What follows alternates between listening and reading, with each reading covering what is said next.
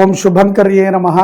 నిఖిల శ్రేయోదాయిని సర్వకార్య సిద్ధిప్రద పరబ్రహ్మస్వరూపిణి శుభంకర్యే నమోస్తుతే. వృశ్చిక రాశి వారికి ఆదాయం 11, వ్యయము 5, రాజ్యపూజ్యం 2, అవమానం 6.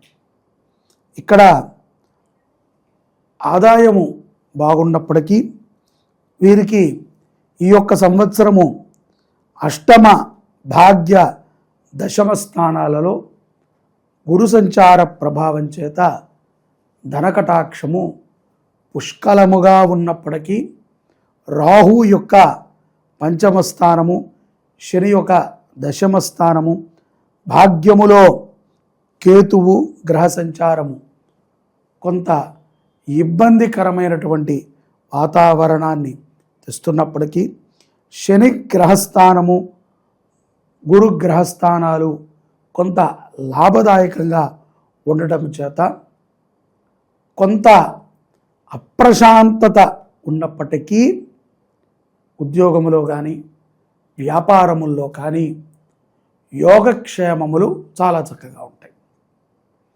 ఊహించని రీతిలో వృశ్చిక రాశి వారికి ఈ 2026 సంవత్సరము మార్చి నుంచి జూలై మధ్యలో కొన్ని ప్రయాణాలు కలిసి వస్తాయి. అలాగే ఆఫీస్ ఉద్యోగములు చేసుకునేటువంటి వారికి ఉద్యోగము రీత్యా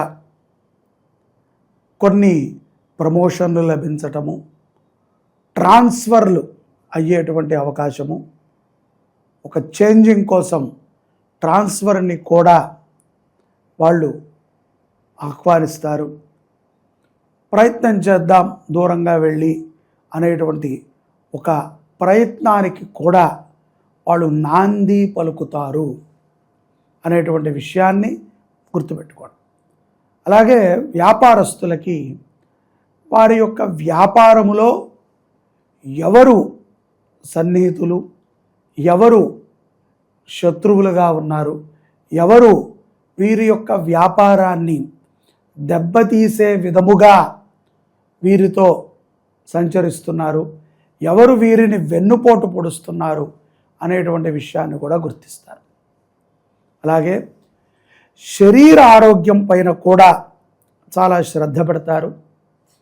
వ్యాయామము, అలాగే యోగాభ్యాసము, ప్రాణాయామము ఇత్యాది వాటిని తరచూ కూడా చేయటానికి మీరు చేసేటువంటి ప్రయత్నములు సఫలీకృతమవుతాయి.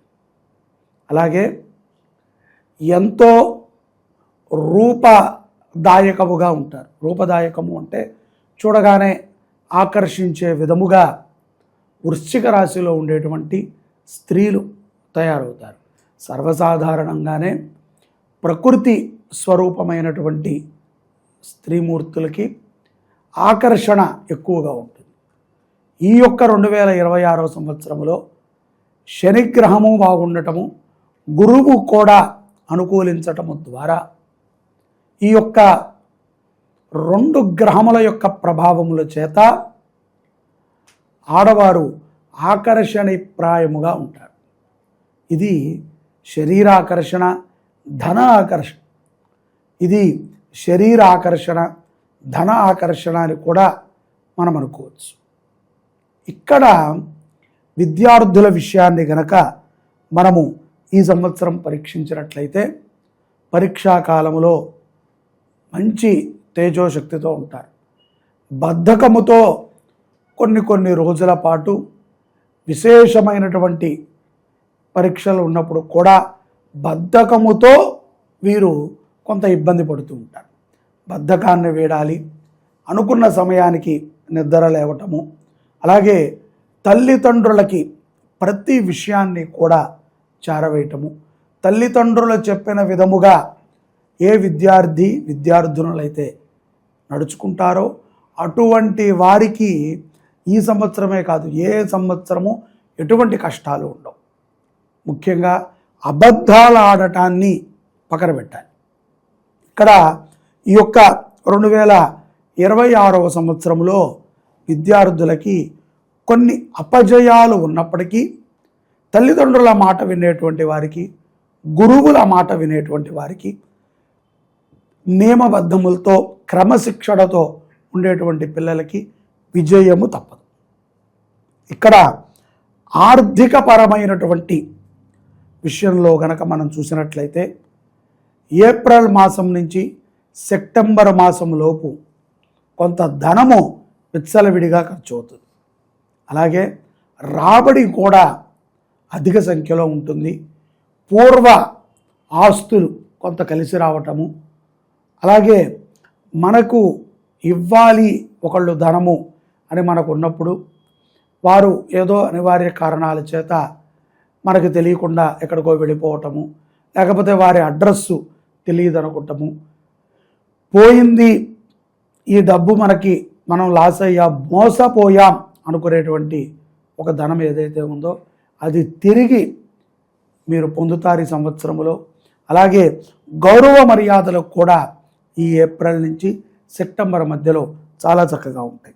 సెప్టెంబర్ తర్వాత సన్నిహితులతో కలిసి, స్నేహితులతో కలిసి దూర ప్రయాణాలకు వెళతారు, ఆహ్లాదముగా గడుపుతారు.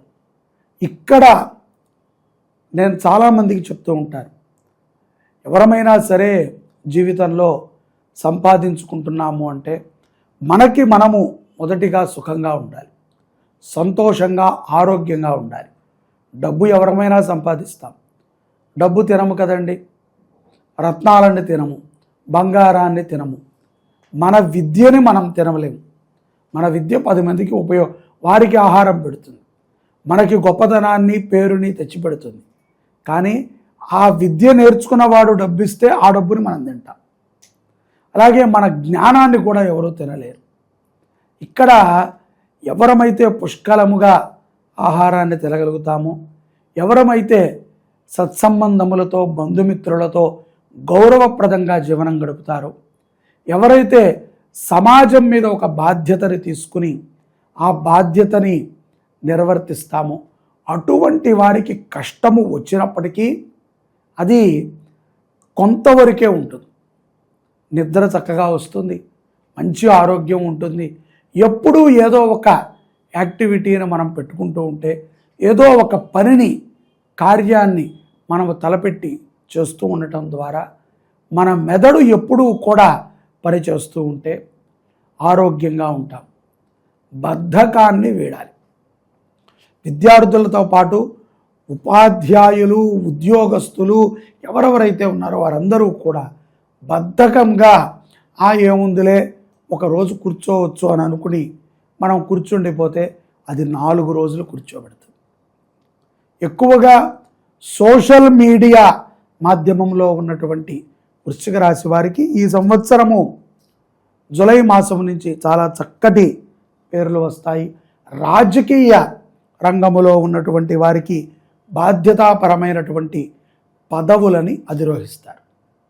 అట్లాగే గౌరవప్రదమైనటువంటి సత్కారాలు కూడా లభిస్తాయి.